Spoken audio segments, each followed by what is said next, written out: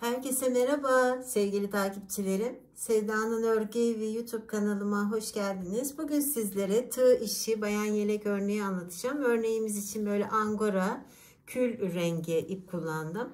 2 numarada tığım var. Böyle eski tığlardan, değerli izleyicilerim, eski tığlardan 2 numara. Şimdi bugün şöyle bir parça halinde başladık. Modelimizi bakın, harika. Trabzanlı.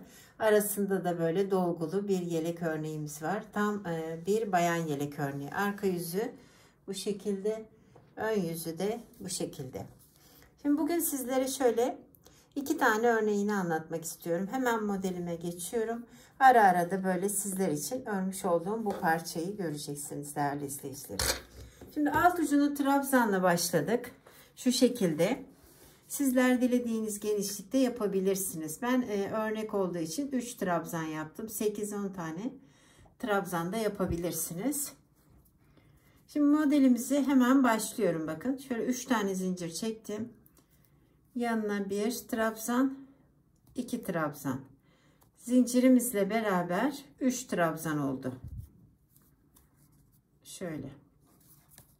Sonrasında bir zincir çektim. Bir doladım. Şöyle 2 trabzan aralıklı değerli izleyicilerim. Şöyle 2 trabzan aralıklı batıyorum. Şurayı hemen bakın. 1 2 aynı yere. 3 4 tane trabzan ördükten sonra bir zincir çektim. Şimdi geriye batıyorum bakın şöyle. Yani ön tarafa değil şu tarafa. O yüzden biraz aralıklı battık trabzanımızı. Aynı yere yine 4 tane trabzan örüyorum. 3 4 yine şöyle bir zincir aralıklı batıyorum. Şöyle hemen yan yana 3 tane trabzan örüyorum şu an. 2 3 yine bir tane zincir çekiyorum. İkinci modele geçiyorum. Bakın şöyle 1-2 trabzan aralıklı batıyorum. Birinci sırası olduğu için böyle kat alınıyor. Yan yana yani aynı yere 4 tane trabzanımı örüyorum bakın öncesinde. Sonra bir zincir çektim. İleriye değil. Şimdi şöyle arka tarafına. Yine 4 tane trabzanımı aynı yere örüyorum. 3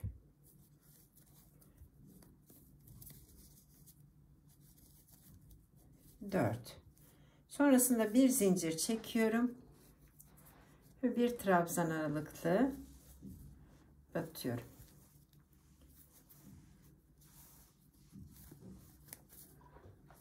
Yan yana 3 tane trabzanımı örüyorum. Bakın şimdi şöyle. Sonrasında 3 zincirle dönüyorum. Yine burada kenar trabzanı olarak 3 tane ördüm. Şimdi ikinci sırasını örüyorum. 5 tane zincir çektim. Şu ortasına sık iğne ile tutturdum. Yine 5 zincir. Aradaki 3 tane trabzanımı örüyorum. 2 sıradan oluşan bir yelek örneği bu değerli izleyicilerim. Hem kolay hem de zevkli. Bakın ikinci sırası daha da kolay. Hep 5 zincir.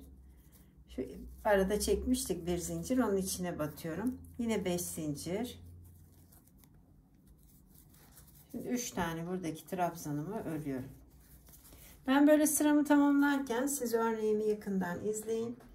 İkinci modelimize de hemen başlayacağız. Tam böyle bayan yeleği değerli izleyicilerim. Bundan atkılar da yapabilirsiniz. Şallar da yapabilirsiniz. Harika bir model. Bakın bu renkten de çok da güzel durdu. Kül rengi. Angora simsiz ip kullandık. Şimdi yine devam ediyorum. Kaldığım yerden. Burada 3 tane trabzanımı örüyorum. Sonrasında bir zincir çektim. Şimdi daha net anlaşılacak. Bakın. Şimdi burayı değil, bakın burayı batıyorum. Aynı yere 4 tane trabzanımı örüyorum. 3 4. Sonra bir zincir var arada. Şimdi bu birinci olan zincirimin içine batıyorum. 4 tane yine trabzanımı örüyorum burada. 3 4. Bir tane zincir çektim. Şöyle aradaki bu 3 tane trabzanımla devam ediyorum. 2 3. Hemen trabzandan sonra bir zincir yine. Bakın burayı değil, burayı, sonra burayı batıyorum. Şimdi 4 tane trabzanım aynı yere örüyorum. 3 4. Bir zincir çektim. Yine burayı sabitliyorum, bakın. Yine 4 trabzan. 3 4. Bir tane zincir çektim. Buradaki 3 trabzanımla devam ediyorum. Şimdi bu sırası biraz dolgulu için daha sizi oyalayabilir. İkinci sırası zaten en basit. Yine 3 zincir çektim. Döndüm. Buradaki 3 trabzanımı örüyorum. Şimdi 5 tane zincir çekiyorum. 3 4 5 zincir. Şöyle arasına sabitledim. Yine 5 tane zincirim var. 3 tane trabzanımı örüyorum. 2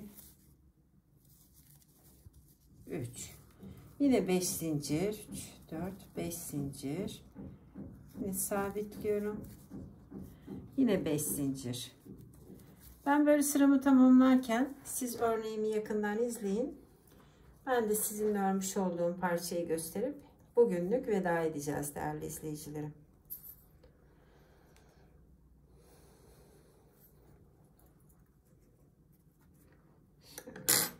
İkisinde de angora kullandık. İkisi de simsiz.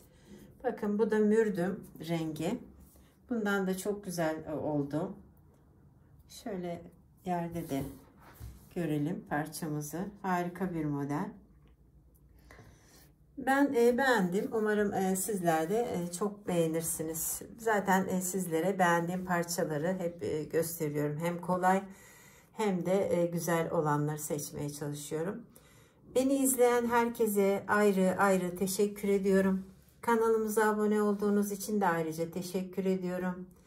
Bizi izlemeye devam edin.